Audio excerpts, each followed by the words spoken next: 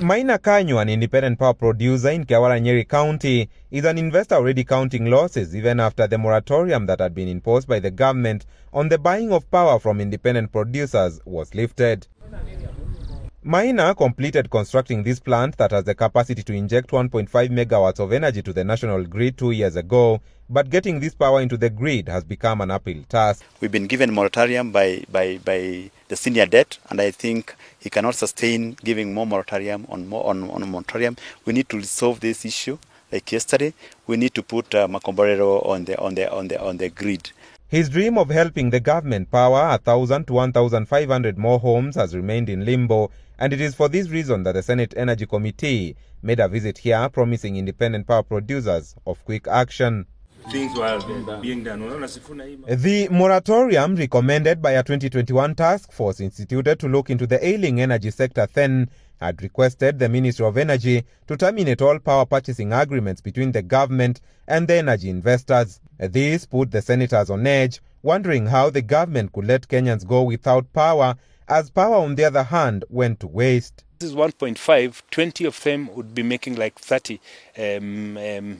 megawatts, and that is quite enormous, and that would make quite a big impact. Because we look at some of the big thermal plants are producing up to 70 megawatts.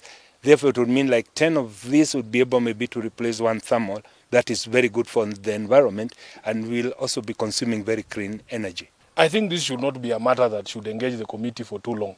We need to have a conversation with the ministry, the minister and the PS to lift that moratorium so that at least power producers such as him that are producing clean energy can at least continue that conversation with Kenya Power for them to be able to resolve the outstanding issues. As Maina grapples with getting power on the grid, a few kilometers from his plant, this community milling plant has not made any operations 10 years since completion for lack of electricity. Maina says the plant could be a beneficiary of his power plant if he were to be connected.